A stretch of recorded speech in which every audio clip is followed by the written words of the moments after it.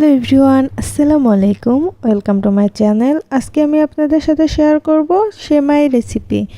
আর যারা সেমাই খেতে পছন্দ করেন না তারা একবার হলেও বাসায় এটা ট্রাই করে দেখবেন, আপনাদের ভালো লাগবে। এটা হচ্ছে জর্দা সেমাই, অনেকে এটাকে আবার শুকনো সেমাইও বলে। ঘরে থাকা সামান্য কিছু উপাদান দিয়ে আপনারা এটা তৈরি করে নিতে পারবেন, আর এটা খুব সহজে খুব অল্প সময়ের মধ্যেই তৈরি হয়ে যাবে। সেমাইটা রান্না করার জন্য আমি এক প্যাকেট চিকন সেমাই নিয়ে নিয়েছি। এখন এটাকে প্যাকেটে থাকা অবস্থায় একটু ছোট ছোট করে ভেঙে নিতে হবে। এটাকে আবার একবারে বেশি ছোট করে নিতে যাবেন না, 1 থেকে 1.5 ইঞ্চি মতো করে ছোট করে নিলেই হবে। আমি সেমাইটাকে এখন পাত্রে ঢেলে নিচ্ছি। এখন আমি সেমাইটাকে রান্না করতে চলে যাব। এই জন্য একটা ছড়ানো পাত্র নিয়েছি এবং এটাতে 1 চামচ ঘি দিয়ে দিচ্ছি।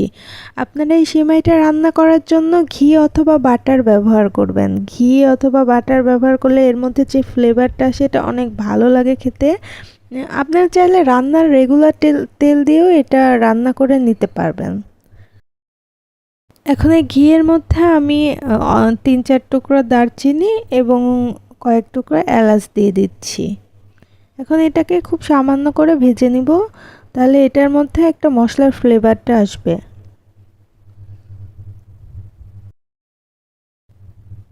এখন আমি কিছু কিশমিশ এবং কিছু বাদাম দিয়ে দিচ্ছি, কাজু বাদাম দিচ্ছি। আপনারা আপনাদের পছন্দ মতো বাদাম দিয়ে দিতে পারবেন। আর এটাকে আমি খুব সামান্য করে ভেজে নিব, বেশি ভাজতে যাবেন না, তাহলে এটা পুড়ে যাবে এবং টেস্টটা নষ্ট হয়ে যাবে। এজন্য খুব সামান্য করে ভেজে নিতে হবে। এখন আমি সেমাইগুলো দিয়ে দিচ্ছি। সেমাইগুলোকে দিয়ে দিয়েছি। এখন এটাকে ভেজে নিব, হালকা করে ভেজে নিব।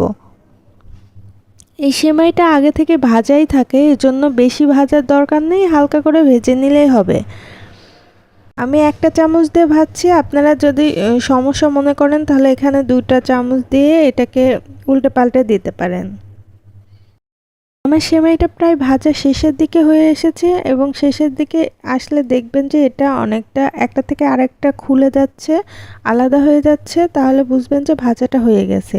আর এই ভাজার এই সময়টা চুলার হিটটা খুবই লোতে রাখবেন, একদম লোতে রেখে ভাজবেন, তাহলে সেমাইটা পুড়ে যাবে না।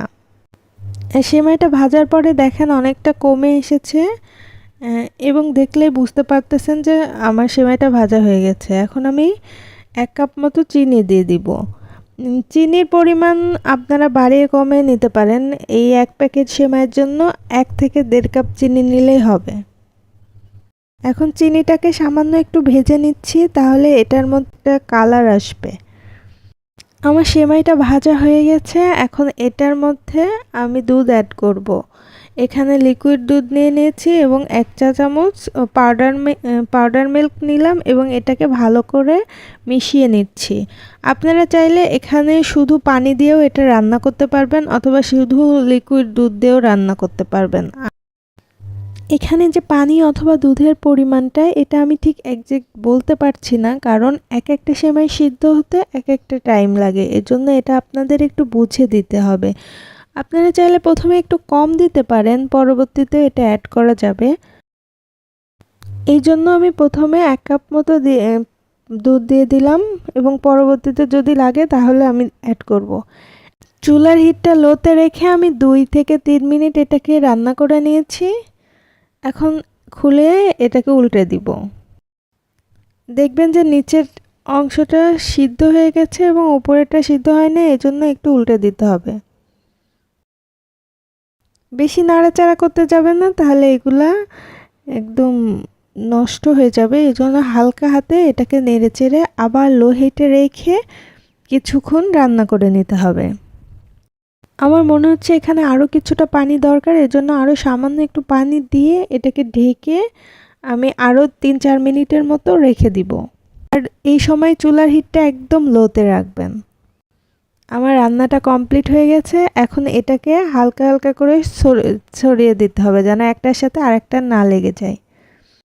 এখন আমি একটা সার্ভিং ডিশে এটাকে ঢেলে নিচ্ছি। আপনারা দেখে বুঝতে পারছেন এটা কতটা ঝরঝরে এবং পারফেক্ট হয়েছে। এখন এটাকে নামিয়ে নিয়ে মশলাগুলো ফেলে দিয়ে আমি 2 কাঁটা চামচের সাহায্যে একটার থেকে একটা আলাদা করে দিব, কারণ ঠান্ডা হয়ে গেলে একটার সাথে একটা লেগে যাবে। এখন এই গরম গরম থাকা অবস্থাতে একটু আলাদা করে দিতে হবে। আমার ভিডিওগুলো ভালো লাগলে অবশ্যই লাইক, কমেন্ট এবং শেয়ার করতে ভুলবেন না। আর পরবর্তী আপডেটগুলো পাওয়ার জন্য চ্যানেলটি সাবস্ক্রাইব করে রাখবেন। আর দেখা হবে পরবর্তী কোনো ভিডিওতে নতুন কিছু নিয়ে। সে পর্যন্ত ভালো থাকবেন, সুস্থ থাকবেন। আল্লাহ হাফেজ।